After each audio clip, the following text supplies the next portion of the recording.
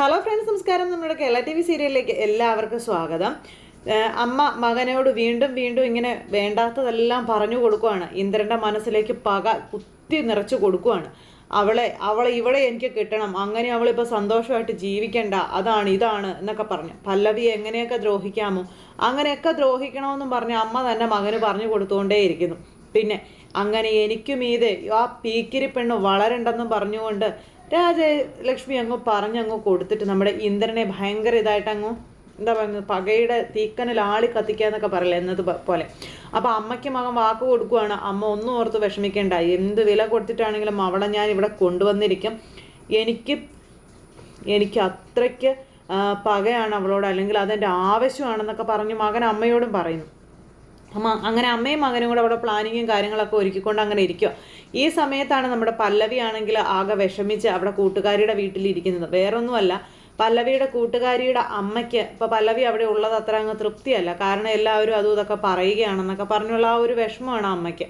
അപ്പോൾ അമ്മ അത് പറയുന്നത് കേട്ടപ്പോൾ തൊട്ട് കൂട്ടുകാരി പല്ലവിക്ക് സപ്പോർട്ട് ചെയ്തെങ്കിൽ പോലും ആകെ ഒരു വിഷമവും കാര്യങ്ങളും ഒക്കെ ആയിട്ട് ഇങ്ങനെ നിൽക്കുക. എന്തായാലും പല്ലവിക്ക് അവിടെ നിന്ന് പോകണം എന്ന് അതിയായ ആഗ്രഹമുണ്ട്. പല്ലവി അങ്ങനെ ആഗ്രഹിക്കുന്നുണ്ടെങ്കിലും കൂട്ടുകാർ വിടാത്തത് കൊണ്ട് പോകാൻ പറ്റാത്തതിൻ്റെതായ ഒരു വിഷമമുണ്ട്. അങ്ങനെ ഇരിക്കുമ്പോഴാണ് വീട്ടിൽ ചെന്ന് മുകുന്ദമാഷ് കാര്യങ്ങളെല്ലാം പറഞ്ഞ് എല്ലാം അറിഞ്ഞ് നമ്മുടെ ശോഭ മകളെ കാണാനായിട്ട് വരുന്നത്. അങ്ങനെ ശോഭ മകളെ കാണാനായിട്ട് വരുന്നു. മകളെ കാണാൻ വരുന്ന അമ്മയെ കണ്ടപ്പോഴത്തേക്കും പല്ലവിക്ക് ഒത്തിരി സന്തോഷമായി. പല്ലവി ഓടി ഇറങ്ങി ചെന്നു അമ്മയെന്നും വിളിച്ചപ്പോൾ മോളേന്നും പറഞ്ഞ് അമ്മയും ഇങ്ങനെ മോളെ ചെന്ന് കെട്ടിപ്പിടിക്കുക. അങ്ങനെ അമ്മയും മോളും കൂടെ അവിടെ കെട്ടിപ്പിടിച്ച് നിൽക്കുന്നു. അമ്മയാണെങ്കിൽ മോൾക്കൊരു 100 ഉമ്മയൊക്കെ കൊടുത്തു. എന്നിട്ട് അമ്മയോട് ക്ഷമിക്കടാ നീ എന്നും പറഞ്ഞുകൊണ്ട് അമ്മ മോളോട് പറയാം, അമ്മയ്ക്ക് അറിവില്ലായിരുന്നു, അറിയാതെ പറ്റിപ്പോയതാണ് ഇന്ദ്രൻ്റെ സ്വഭാവം. അത് അറിഞ്ഞു കഴിഞ്ഞപ്പോഴാണ് അമ്മയ്ക്ക് എല്ലാം മനസ്സിലായത്. അതൊക്കെ ഇങ്ങനെ പറഞ്ഞു. അതൊക്കെ കേട്ട് കഴിഞ്ഞപ്പോൾ പല്ലവിക്ക് സന്തോഷമായി, സമാധാനമായിട്ടോ. എന്നിട്ട് ഇങ്ങനെ പല്ലവി അമ്മയെ അകത്തോട്ട് വിളിച്ചുകൊണ്ട് പോകുക. അങ്ങനെ അവിടെ ചെന്നപ്പോൾ അവർ രണ്ടുപേരും അമ്മയും മോളും ഉണ്ട്. ഇവർ 3 പേരും കൂടി ഇങ്ങനെ ശോഭയ്ക്ക് ചായയൊക്കെ കൊടുക്കുന്നു. ഈ സമയത്ത് കല്യാണം കഴിഞ്ഞ് അന്ന് തന്നെ മകള് വീട്ടിലേക്ക് ഇറങ്ങി വരുമ്പോൾ ഒരച്ഛനും അമ്മയ്ക്കും ഉണ്ടാകുന്ന നാണക്കേട്, അല്ലെങ്കിൽ അവരനുഭവിക്കേണ്ടി വരുന്ന കുറ്റപ്പെടുത്തലുകൾ, അതെല്ലാം ഉള്ളിലുണ്ടായിരുന്നത് കൊണ്ടാണ് എൻ്റെ മോളോട് അങ്ങോട്ട് തിരിച്ചു പോകാനായിട്ട് അമ്മ പറഞ്ഞത്. പക്ഷേ ഇന്ദ്രൻ്റെ യഥാർത്ഥ സ്വഭാവം അതറിഞ്ഞപ്പോഴാണ് അമ്മയ്ക്ക് ആ ചതി എന്താണെന്ന് മനസ്സിലായത്. തുടങ്ങിയ കാര്യങ്ങളൊക്കെ ഇങ്ങനെ പറയുക.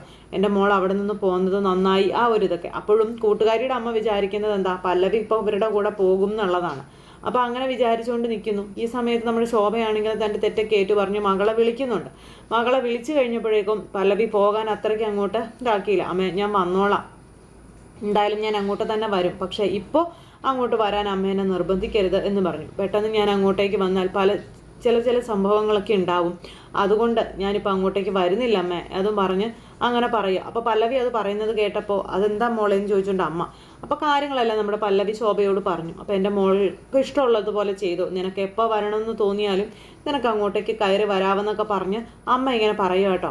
അമ്മ അതെല്ലാം പറഞ്ഞു. പിന്നെ ശോഭയാണെങ്കിൽ ആ കൂട്ടുകാരിയോടും അമ്മയോടൊക്കെ സംസാരിച്ചു. അപ്പോൾ ശോഭ അങ്ങനെ പറയുന്നത് കേട്ടപ്പോൾ അവർക്ക് പറ്റില്ല, വിളിച്ചുകൊണ്ട് പോ എന്ന് പറയാൻ പറ്റത്തില്ല. അപ്പോൾ അവർ പറഞ്ഞു വിഷമിക്കേണ്ട, മോള് വരുമ്പോൾ വരട്ടെ, അതുവരെ അവളിവിടെ സുരക്ഷിതയായിരിക്കും തുടങ്ങിയ കാര്യങ്ങളൊക്കെ ഇങ്ങനെ പറയുക. അങ്ങനെ അതെല്ലാം പറഞ്ഞിട്ട് അങ്ങ് പോയി. അപ്പോൾ ശോഭ ഇതെല്ലാം കഴിഞ്ഞ് വീട്ടിലേക്ക് ചെന്നപ്പോഴത്തേക്കും ഇന്ദ്രൻ ഒരുങ്ങി കെട്ടി ഇറങ്ങുകയാണ്.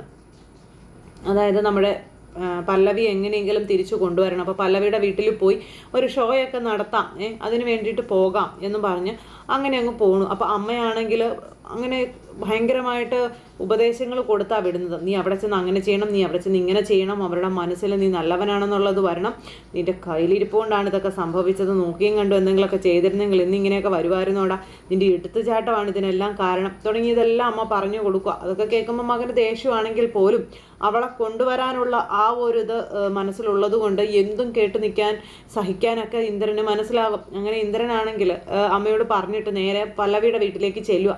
അപ്പോൾ അവിടെ ചെന്നപ്പോൾ മുകുന്ദൻ മാഷും അതുപോലെ അമ്മയും അനിയത്തിയും എല്ലാവരും ഉണ്ടായിരുന്നു. അവരെല്ലാവരും ഉള്ളപ്പോൾ ഈ ഇന്ദ്രൻ അങ്ങോട്ടേക്ക് അവിടെ ചെന്ന് വണ്ടി നിർത്തി കഴിഞ്ഞപ്പോഴത്തേക്കും നാരങ്ങയുടെ തൊലിയുണ്ടല്ലോ, ആ നാരങ്ങയുടെ തൊലി എടുത്ത് കണ്ണിൽ, അതായത് അവരുടെ മുന്നിൽ അഭിനയിക്കണം, കരഞ്ഞ് കാല് പിടിക്കുന്ന രീതിയിൽ അഭിനയിക്കണം. അതിന് വേണ്ടിയിട്ട് കരച്ചിൽ വരണമല്ലോ. അപ്പോൾ കണ്ണുനീരിന് വേണ്ടിയിട്ട് കണ്ണിൽ നാരങ്ങയുടെ തൊലിയൊക്കെ എടുത്ത് പീച്ചി, അപ്പോൾ ഒരു നീറ്റൽ വരും, വെള്ളം വരും. ഭയങ്കര ബുദ്ധിമാനായിട്ടുള്ള കാര്യങ്ങളൊക്കെയാണ് ചെയ്യുന്നത്. എന്നിട്ട് അങ്ങനെയൊക്കെ ചെയ്തിട്ട് പുള്ളിക്കാരൻ അങ്ങ് പോവുക. അവിടെ ചെന്ന് കോളിംഗ് ബെൽ അടിച്ചപ്പോഴത്തേക്കും നമ്മുടെ മുകുന്ദൻ മാഷ് വന്ന് വാതിൽ തുറന്നു.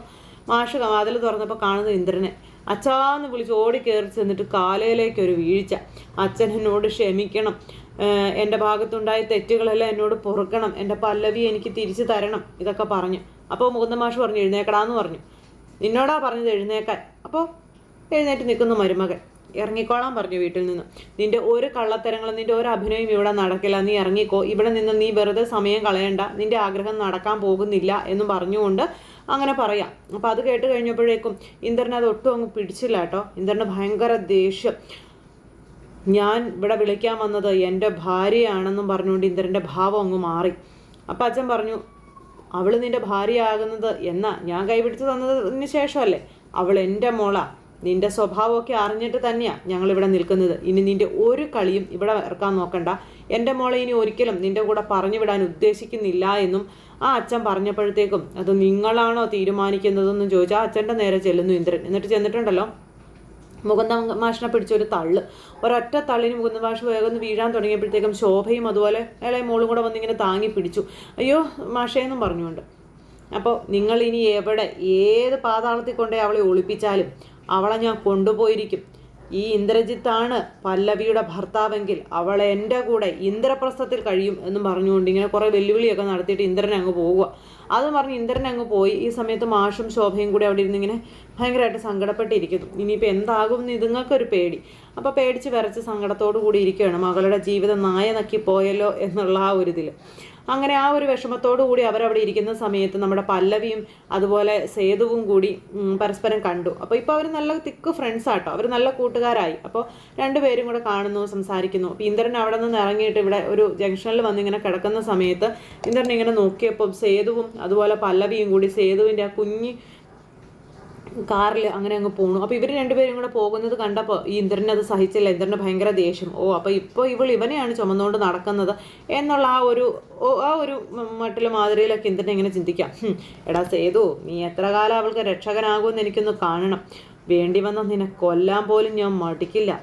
അവളെ നീ എത്ര നാളിങ്ങനെ പൊതിഞ്ഞ് വെക്കുമെന്ന് ഞാൻ കാണട്ടെ എന്നൊക്കെ മനസ്സിലിങ്ങനെ പറഞ്ഞിട്ട് ഇന്ദ്രൻ ഇങ്ങനെ സ്റ്റീറിങ്ങിലൊക്കെ ഇടിച്ചിട്ട് അവിടെ അങ്ങനെ ഇങ്ങനെ ഇരിക്കുക.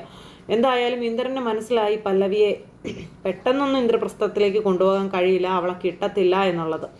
അങ്ങനെ ഇന്ദ്രൻ അതിനു വേണ്ടി തുനിഞ്ഞിറങ്ങാൻ തന്നെ തീരുമാനിച്ച് അവിടെ ഇരിക്കുന്നു.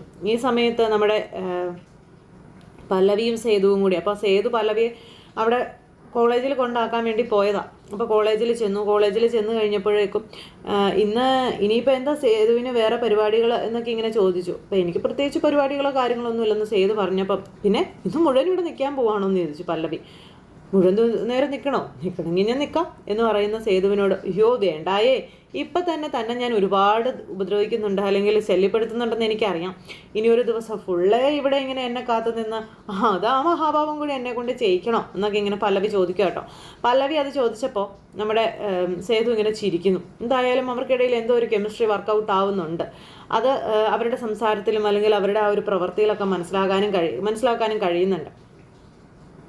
അങ്ങനെ ആ ഒരു ഇത് നമ്മുടെ സേതു മാധവൻ്റെ മകനാണ് എന്ന് അറിഞ്ഞു കഴിഞ്ഞപ്പം അതിങ്ങനെ സേതുവിനോട് ചോദിക്കാനുള്ള ആ ഒരു ഇതായിട്ടിരിക്കുകയാണല്ലോ നമ്മുടെ പല്ലവി. അതെ, എനിക്ക് സേതുവിനോട് ഒരു കാര്യം പറയാനുണ്ടെന്ന് പറഞ്ഞു, അല്ലെങ്കിൽ ചോദിക്കാനുണ്ടെന്ന് പറഞ്ഞു. എന്താ പറഞ്ഞോളാൻ പറയുമ്പോൾ അത് അല്ലെങ്കിൽ വേണ്ട, ഞാൻ വൈകിട്ട് പറയാമെന്ന് പറഞ്ഞു. ആഹാ, ഇത് ഭയങ്കര സസ്പെൻസ് ആയിപ്പോയല്ലോടോ, എന്താ കാര്യം എന്ന് ചോദിച്ചു സേതു. ഞാൻ പറയാം, വൈകുന്നേരം ആവട്ടെ എന്നും പറഞ്ഞു പല്ലവി അങ്ങനെ പോവാം. വൈകുന്നേരത്തെ കാര്യം മറക്കണ്ട എന്നും പറഞ്ഞിട്ടാണ് പല്ലവി പോകുന്നത്.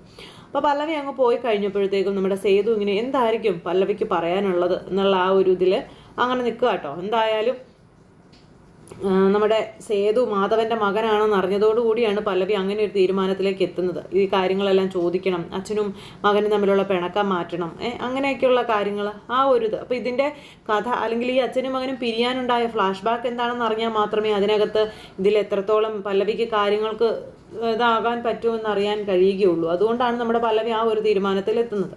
ഇതെല്ലാം കഴിഞ്ഞതിന് ശേഷമാണെന്നുണ്ടെങ്കിൽ പിന്നെ കാണിക്കുന്നത് നമ്മുടെ മാധവനും അതുപോലെ തന്നെ പൂർണിമയും കൂടി റൂമിലിരുന്ന് ഇങ്ങനെ സംസാരിക്കുക. അപ്പോൾ റൂമിൽ അവരിരുന്നിങ്ങനെ വളരെ സ്നേഹത്തോടെ അല്ലെങ്കിൽ ഫാമിലി മാറ്റേഴ്സ്, അച്ഛൻ്റെ കല്യാണം ഇതെല്ലാം ഇരുന്ന് സംസാരിച്ചുകൊണ്ടിരിക്കുന്നു.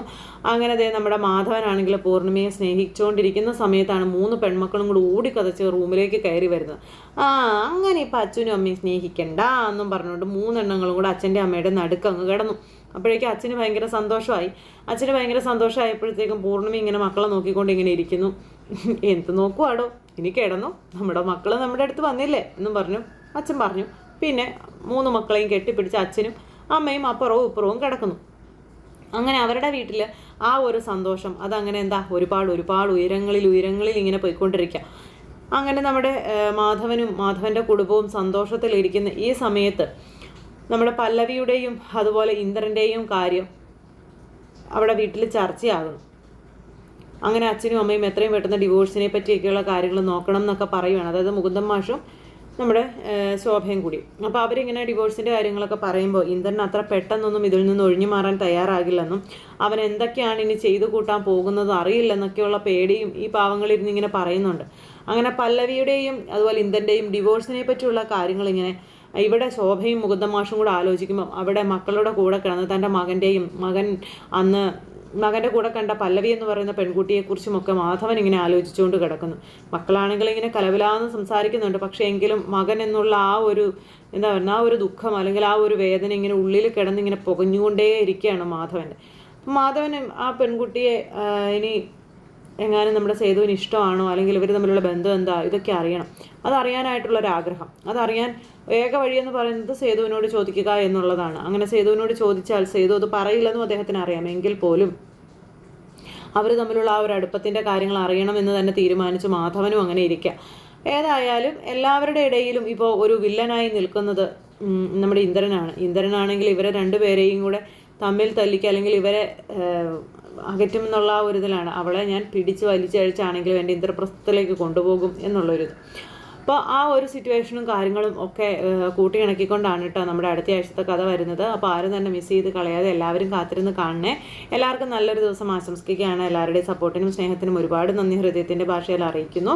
അടുത്ത സൂപ്പർ ഹിറ്റ് കഥയുമായി കാണുന്നത് വരെ എല്ലാവർക്കും നന്ദി. See again, take care, bye by.